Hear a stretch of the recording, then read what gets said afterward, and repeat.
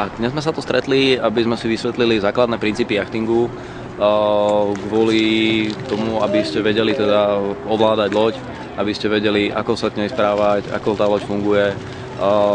Naučíme sa základy bezpečnosti, bezpečné prevedenie manévrov, aby po výsledku, keď dostanete nejakého handicapovaného človeka k sebe na loď, aby ste s ním vedeli bezpečne vprávať. Keď sa pozrieš tam, čo ide to fialové lanko do takého bubna dolu, tak keď to potiahneš, tak tú plachtu vlastne zaroluješ, takto, keď to zase necháš to lano ísť, tak ju môžeš vyťahnuť von. A keď ideš naväzovať plachtu, musíš si uvedomiť, ako tá plachta bude vyťahnutá hore. Keď sa pozrieš toho dopredu, tu je nejaká taká lanko, ktoré pôjde do tejto drážky dopredu. Takže vieš, že toto je ten predný lam tej plachty. Existujú špeciálne lodné triedy pre handicapovaných ľudí, ktoré ale zásadne ovládajú sami. Preto, aby sa mohli naučiť na takejto lodi jazdiť, potrebujú prejsť výcvikom v podstate s niekým, kto už to vie, kto je inštruktor, kto im to ukáže, ktorý im sprostredkuje ten zážitok toho jachtingu, aby vlastne zistili, že to chcú robiť.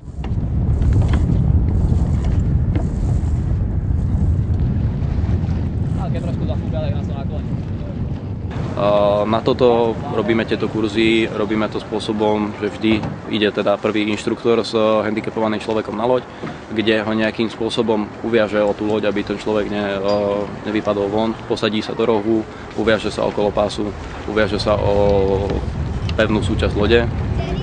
Na to, aby ste mohli tento zážitok sprostredkovať, musíte ovládať všetky manévre, musíte vedieť, ako s tou loďou bezpečne sa správať, ako môžete ísť.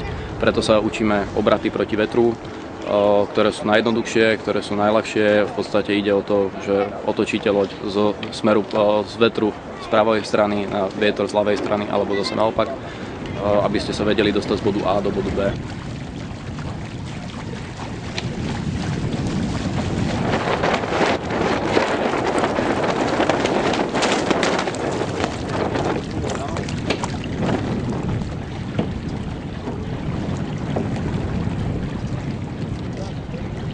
Takisto sme sa učili halzy, čo sú obraty po vetre, ktoré sú trošku zložitejšie, ale pri bezpečnom prevedení tam s nimi nie je problém.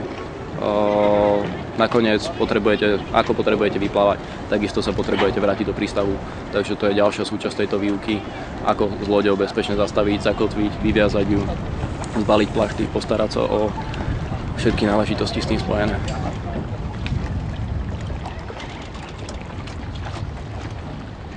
Pred samotným vyplávaním treba zobrať do úvahy zo pár vecí, ktoré potenciálne môžu byť nebezpečné. Záleží od klienta, záleží od človeka, ktorého máme so sebou. Správame sa k nemu z hľadiska jeho vlastného postihnutia, či dokáže ešte sám sa udržať, alebo už vôbec nie. Každopádne za každých okolností musí mať taký človek záchrannú vestu, takisto ako inštruktor by mal mať záchrannú vestu. Ide o to, keď padnete do vody, aby ste nešli rovno ku dnu. Aj môže byť človek výborný plavec, ale na lodi sa môže stať aj to napríklad, že dostanete ráhnom po hlave, človek dostane sa do bezvedomia a už má problém. Funguje to na ten tlak toho, že ty vlastne padneš do vody, vznikne tam nejaký tlak. A tu máme takú bombičku. Ten zip sa vlastne rozpadne. Tu je takáto bombička plynová. To je taký mechanizmus, ktorý pod tým tlakom sa tu zlomí vlastne taká zarážka. Nafúkne sa to tým plynom a drží ťa to. Keby to nefungovalo, občas sa stane, že nefunguje tá zarážka, týmto to potiahneš, týmto to aktivuješ. Pri výuke handicapovaných klientov si musíme v prvom rade uvedomiť, aký druh postihnutia títo ľudia majú. Ide o to, že pokiaľ je človek ešte čiastočne motoricky schopný, najmä tomu, že má zdravé ruky, ale je to vozíčkár, musíme mu na loď samozrejme pomôcť a musíme ho bezpečne na tej lodi uložiť. Ide o to, že tá loď môže do náklonu, môže sa trošku nakláňať zo strany na stranu a nechceme, aby nám tento klient z lode vypadol. Pokiaľ nemáme špeciálny postroj, harness, dá sa použiť očko na záchrannej veste. Človeka priviažeme o pevnú časť lode po stiažení. Teraz, aj keby chcel vypadnúť, tak nemôže. Musíme nájsť to najbezpečnejšie miesto na lodi, ktoré je dolu v kokpite a tohto človeka najlepšie priviazať nejakým spôsobom k pevnej súčasti lode, kde ho to bude držať, aj keby išiel vypadnúť. Pokiaľ má zdravé ruky, môžeme mu do ruky dať lano oťažové, môžeme mu dať do ruky kormidlo, môžeme ho nejakým spôsobom vyučovať. Takto sa ten človek dokáže aj sám udržať. Pokiaľ ide o človeka úplne ochrnutého, musíme ho uväzať nejakým bezpečnejším spôsobom. Fúka nám odtiaľ, ako sme hovorili. My sa pôjdeme teraz voziť na bočný vietor. Čiže pôjdeme tam dolu niekde k tej zelenej chajdičke a potom zase pôjdeme naspäť. Tam si spravíme ten obrát, pôjdeme naspäť. Pri manévroch s loďou, pri zmene kurzov a tak pracujeme s plachtami. S týmto nám môže človek pomôcť aj z takejto pozície, v ktorej sedí. Môžeme mu dať oťaže hlavnej plachty, môže ju pritiahnuť, môže ju povoliť podľa zmeny kurzu. Takisto môže pomôcť vyťahovaním posádky, na ktorú dotiahne zo svojej pozície.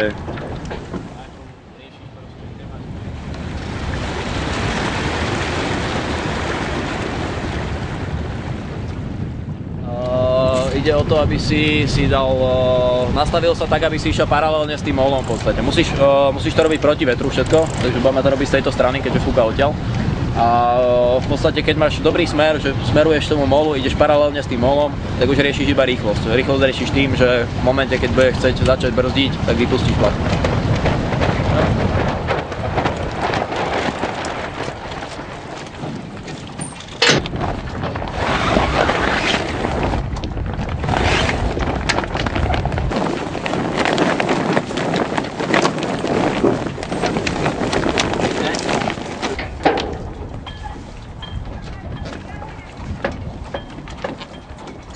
Takže takto sme chodili s povolenými plachtami.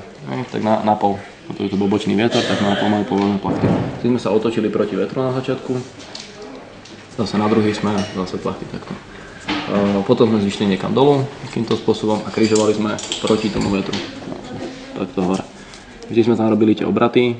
Obrat pozostáva z toho, teda, že máš pritiahnuté plachty, vytočíš kormidlo od seba, len sedíš na tejto strane, prechádzaš na tú druhú.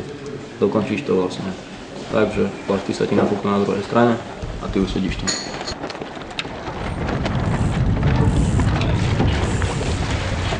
Realizáciou tohto projektu sa zvýši kompetencia sociálnych pracovníkov a taktiež pre samotných klientov to má nezanedbateľný terapeutický význam.